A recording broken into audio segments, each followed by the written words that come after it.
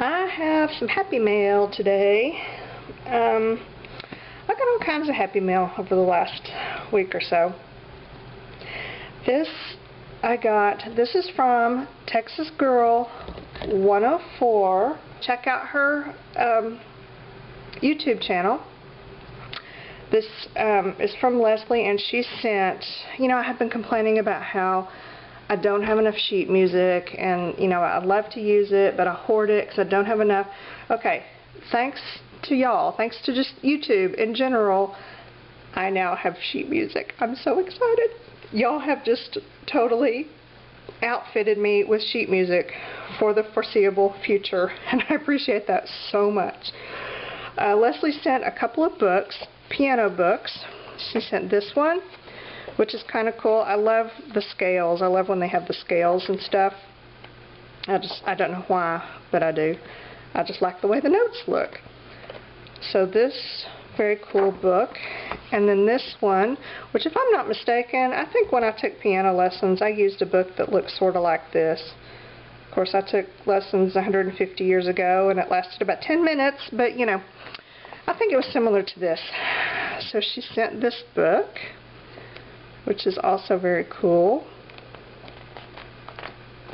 And then she also sent the sheet music for flamenco, which is just awesome. And I love how it's got all the notations that somebody wrote on there. So that is really cool. Thank you so much, Leslie, for sending this. I really do appreciate it, and I love these, and will definitely use them now that I have enough sheet music to feel comfortable using it and not worry that if I use it, it's going to be my last piece and I'll never have any more ever again. I don't know why I think that. I just do. I got another Happy Mail package. This is from Linda, who sent a very cute card with it. And, oh, some of her stuff got separated. I've been playing with it. Linda, and I'm trying to remember exactly how the conversation went. I think she had a friend or a relative bought a bunch of old papers at maybe an estate sale. And, she got them for a song, really. And so Linda offered to share some of them with me if I was interested. Well, heck yeah, I'm interested. So she sent, I had no clue this is what she was going to send. She sent this huge envelope full of all of this stuff. Most of it is from the 40s. And it is amazing, I just have to tell you. Okay, first of all, maps. These maps, some of these are from the 70s and 80s, and I don't think I had said anything about me running short on maps, but I noticed recently that I have been. I like to use them a lot to line my work area when I'm painting, because then the paint gets on the map part, and then it looks all cool, and you've got a collage piece there. Oh my gosh. Sorry, hang on.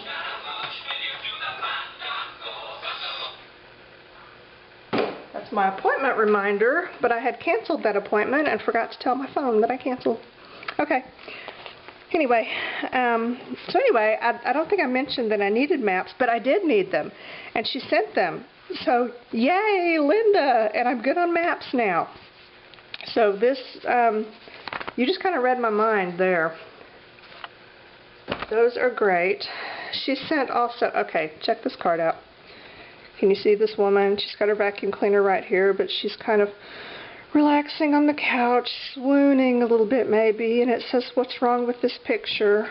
And the inside it says, "Not a damn thing." Happy Mother's Day. That is awesome. That is like Ann Tainer awesome is what that is. I love that so much. Also in this package were 2 doilies, which surprised me very pleasantly so, because I love doilies. And I pick them up all the time when I can find them, really cute ones really cheap. And these are great.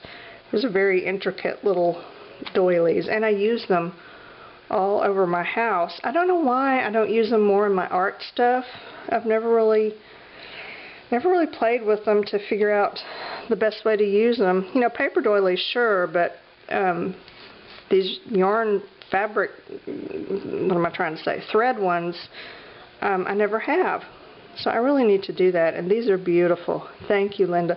These actually they match my house, so those are awesome. Thank you. And she also sent this paper pad from Michael's, shaped like a dress, you know, one of their little paper pads. And this is so perfect because, I mean, you know, I look at it, all it needs is a head and some legs, and we got instant paper doll. And I bet it would be cool just to use the dress shape and then, you know, decorate, then you can like decorate the dress however you want. So this is going to be fun. And you know, I'm loving paper dolls right now. So I really can't wait to actually dig into that and start making some more dolls, or at least putting clothes on some of the naked ones that I have. Okay, these are the old papers that Linda sent. And I have to say, okay, the first thing that I noticed, and this might be weird, but, you know, because I buy things like this when I can afford them. Rarely do I find this amount that I consider affordable. But normally, when I get papers like this from the 40s, 50s, they usually come with a certain amount of grossness, you know, because they've been stored for 50, 60 years, usually in someone's attic. They're normally dusty, or, you know, they've got spider bodies squished between the pages, or they smell, or, you know, there's usually something weird with them. Okay, these are not. I mean, they've got little rusty spots here and there where the staples or the paper clips have rusted on them, but like that's it. They don't smell funky. I didn't find a single bug body. There wasn't any dust. These are like the cleanest old papers I have ever run across. They're fabulous. And I went through them like one by one. I had to touch and read each one of them because they're so awesome. And there's mainly things from two different families, or maybe the same family, two different sections because they have different names. But there's just all kinds of receipts, business receipts, personal receipts. Someone obviously owned a restaurant or something because they have license. See, they have their license to operate a public eating and drinking place, which I think they mean restaurant. So there's that. There's all kinds of tax and insurance receipts, and from the power company, and then somebody was a member of the Junior Order of United American Mechanics, and there's a bunch of receipts from a garage where I don't know if they bought parts from the garage or what, but you know, there's those. There's where they got all their coal, and there's a lot of lumber receipts. I don't know if maybe they built their restaurant or if they built something else, but they were definitely building something because they bought a lot of lumber.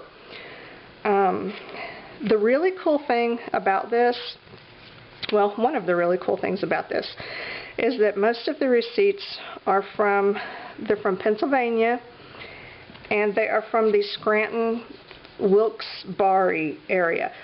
Okay, I don't know how to say that. Wilkes-Barre, I don't know.